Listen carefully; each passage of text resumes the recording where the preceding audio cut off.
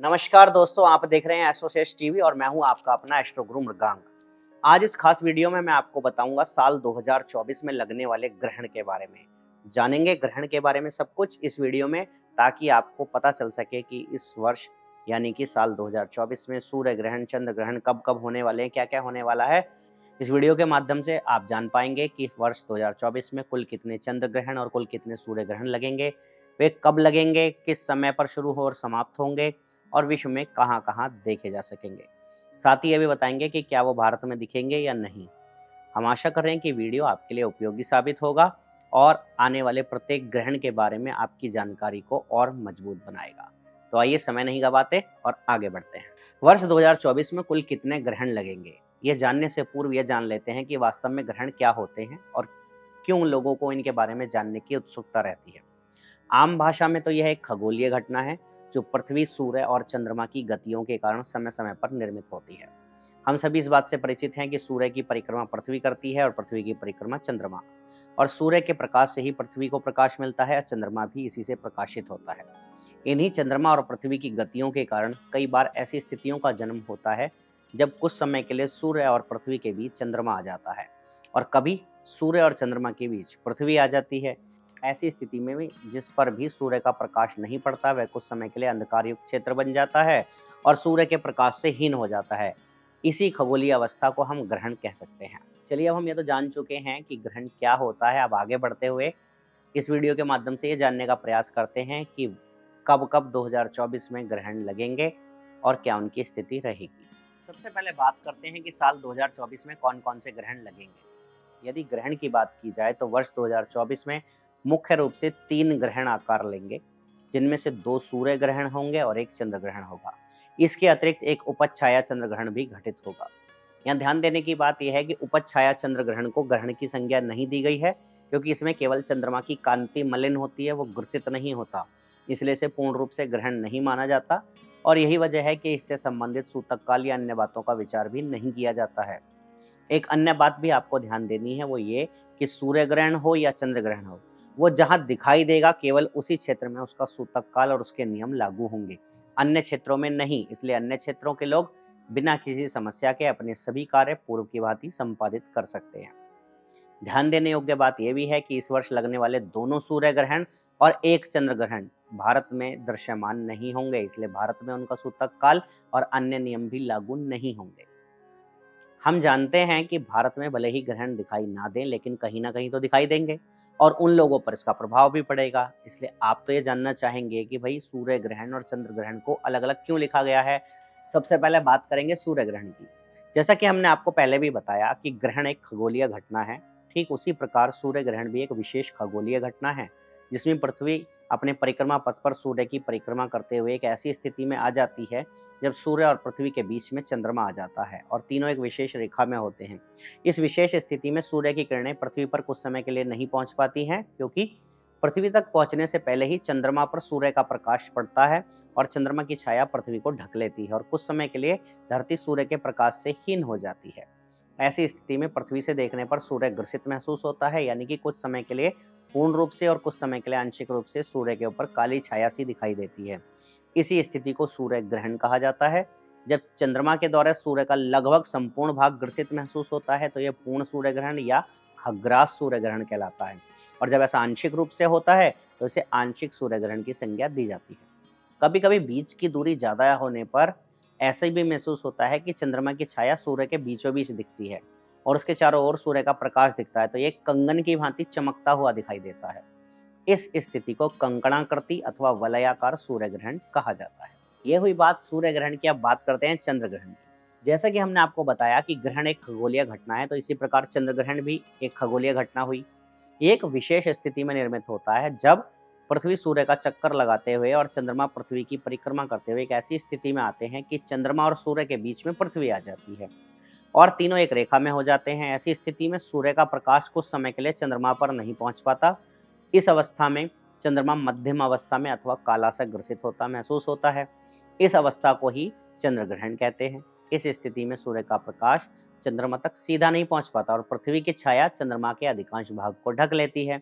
यही चंद्र ग्रहण की स्थिति कहलाती है। जब ऐसा पूर्ण रूप से पृथ्वी की छाया द्वारा चंद्रमा को आच्छादित किया जाता है तो वह पूर्ण चंद्र ग्रहण या खग्रास चंद्र ग्रहण कहलाती है।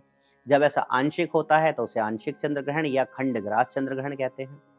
इसके अतिरिक्त एक ऐसी अवस्था भी आती है कि जब चंद्रमा पृथ्वी की परिक्रमा करते करते पृथ्वी की उपज छाया में से गुजर जाता है, तो उस स्थिति में चंद्रमा ग्रसित होता हुआ तो महसूस नहीं होता, यानी कि वो काला सा या कुछ नहीं दिखता, बल्कि उसकी कांति थोड़े समय के लिए मलिन सी प्रतीत होती है। इसे ही उपज छाया चंद्र ग्रहण कहते हैं। चूंकि इसमें चंद्रमा ग्रसित नहीं होता, इसलिए इसे ग्रहण नहीं माना जाता। फिर भी आपकी जानकारी के लिए हमने उसके बारे में आपको बता दिया है।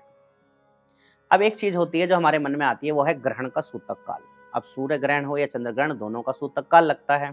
तो जिस प्रकार ग्रहण के बारे में जानने की हमारे मन में उत्सुकता रहती है, ठीक उसी प्रकार ग्रहण का नियम पालन भी जानना चाहिए, क्योंकि ग्रहण का आध्यात्मिक महत्व भी है। जब नियम पालन की बात आए तब सर्वप्रथम सबसे महत्वपूर्ण होता है ग्रहण के सूतक काल के बारे में जानना। सूर्य ग्रहण हो अथवा चंद्र ग्रहण हो, दोनों के लिए सूतक काल बहुत महत्वपूर्ण स्थिति है। तो वास्तव में सूतक काल क्या होता है? दोस्तों, सूतक काल एक ऐसी समय अवधि होती है जिसके दौरान कोई भी विशेष या शुभ कार्य करना वर्जित होता है, क्योंकि यह अवधि अशुभ मानी जाती है। सूर्य ग्रहण और चंद्रमा के ग्रहण लगने से पहले एक विशेष समय होता है जिसे सूतक काल कहा जाता है, और इस सूतक काल के दौरान कोई भी शुभ कार्य करना मना होता है। यदि हम सूर्य ग्रहण के सूतक काल की बात करें तो सूर्य ग्रहण प्रारंभ होने के समय से लगभग 4 प्रहर पूर्व, यानी कि लगभग 12 घंटे के आसपास उसका सूतक काल शुरू हो जाता है, और सूर्य ग्रहण की समाप्ति यानी उसके मोक्ष के साथ ही सूतक काल समाप्त हो जाता है।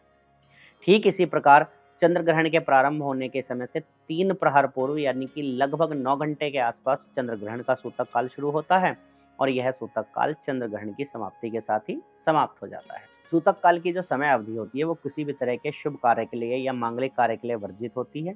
इस दौरान आप भूल कर भी कोई शुभ कार्य करते हैं तो उसमें शुभ फल की प्राप्ति होने में संदेह रहता है और अशुभ फल प्राप्त हो सकते हैं। ज्योतिष के अनुसार सूर्य आत्मा और जगत का कारक है तथा चंद्रमा मन और माता का कारक है। जब इन दोनों पर ग्रहण लगने वाला होता है तो उससे पूर्व का समय संकटकालीन समय के रूप में देखा जाता है, और यह सूतक काल के रूप में अशुभ रूप में परिभाषित किया गया है। इसलिए यदि कोई भी शुभ कार्य सूतक काल की अवधि में किया जाए तो उसके सफल होने की संभावना लगभग नगण्य होती है।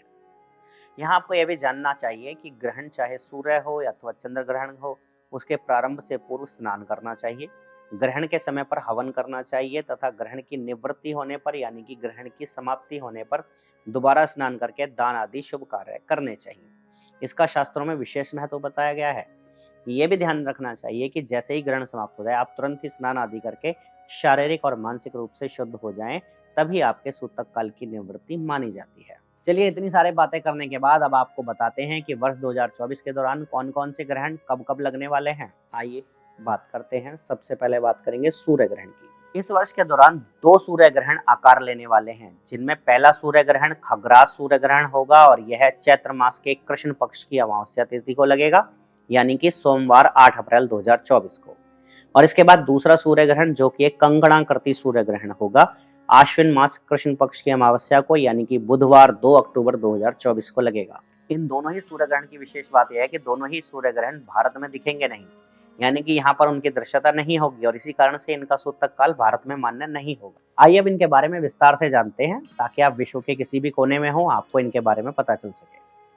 पहला सूर्य ग्रहण जो कि खग्रास सूर्य ग्रहण है, यह चैत्र मास कृष्ण पक्ष की अमावस्या तिथि को सोमवार के दिन 8 अप्रैल 2024 की रात्रि 9:12 से रात्रि 26:22 तक, यानी 9 अप्रैल 2024 की सुबह 2:22 तक रहेगा। ये जो समय हमने आपको बताया है भारतीय समय के अनुसार बताया है। पश्चिमी Europe, Pacific, Atlantic, Arctic, Mexico, उत्तरी अमेरिका जिसमें अलास्का को छोड़ दें, कनाडा, मध्य अमेरिका, दक्षिण अमेरिका के उत्तरी भागों में या इंग्लैंड के उत्तर पश्चिम क्षेत्र में, आयरलैंड में यह ग्रहण दिखाई देगा। विशेष रूप से भारत में नहीं दिखेगा। यह सूर्य ग्रहण खग्रास सूर्य ग्रहण यानी कि पूर्ण सूर्य ग्रहण होगा। यह मीन राशि और रेवती नक्षत्र के अंतर्गत आकार लेगा। मीन देवगुरु बृहस्पति की राशि है जो कि सूर्य की मित्र राशि है। इस दिन सूर्य के साथ चंद्रमा, शुक्र और राहु एक साथ होंगे। चंद्रमा से द्वादश भाव में शनि और मंगल स्थित होंगे तथा बुध और बृहस्पति दूसरे भाव में स्थित होंगे। विशेष रूप से रेवती नक्षत्र और मीन राशि में जन्म लेने वाले व्यक्तियों और इनसे संबंधित राष्ट्रों यानी कि देशों के लिए यह सूर्य ग्रहण सर्वाधिक प्रभावशाली रहने वाला है। दूसरा सूर्य ग्रहण कंकणाकृति सूर्य ग्रहण होगा, जो आश्विन मास कृष्ण पक्ष अमावस्या को बुधवार के दिन 2 अक्टूबर 2024 को होगा। यह इसका समय रात्रि 9:13 से मध्य रात्रि उपरांत 27:17 यानी कि 3 अक्टूबर की प्रातः 3:17 बजे तक रहेगा। यह दक्षिण अमेरिका के उत्तरी भागों, प्रशांत महासागर, Atlantic, Arctic, Chile, Peru, Honolulu, Antarctica, Argentina, Uruguay, Buenos Aires, Baker Island, French Polynesia महासागर, उत्तरी अमेरिका के दक्षिण भागों, Fiji, New Chile, Brazil, Mexico और पेरू आदि में देखा जाएगा। भारत में दृश्यमान नहीं होगा। यह साल का दूसरा सूर्य ग्रहण होगा जो कन्या राशि और हस्त नक्षत्र में लगेगा। इस दिन सूर्य के साथ चंद्रमा, बुध और केतु स्थित होंगे। उन पर देवगुरु बृहस्पति और मंगल महाराज की पूर्ण दृष्टि होगी। सूर्य से दूसरे भाव में शुक्र तथा छठे भाव में वक्री शनि विराजमान रहेंगे। यह सूर्य ग्रहण हस्त नक्षत्र और कन्या राशि में जन्मे जातकों और देशों के लिए विशेष रूप से प्रभावशाली साबित होने वाला है। तो ये हुई साल 2024 में लगने वाले सूर्य ग्रहण की बात। अब बात कर लेते हैं चंद्र ग्रहण की। इस वर्ष मुख्य रूप से एक ही चंद्र ग्रहण लगने वाला है जो कि बुधवार 18 सितंबर 2024 को लगेगा। यह एक आंशिक यानी कि खंड ग्रास चंद्र ग्रहण होगा और भारत में नहीं दिखेगा।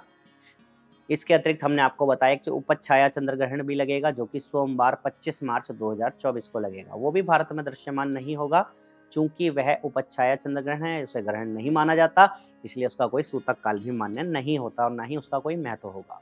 खंडग्रास चंद्र ग्रहण भाद्रपद मास शुक्ल पक्ष पूर्णिमा तिथि को बुधवार के दिन 18 सितंबर 2024 को प्रातःकाल 7:43 से शुरू होकर प्रातःकाल 8:46 तक लगेगा। यह समय भारतीय मानक समय के अनुसार है।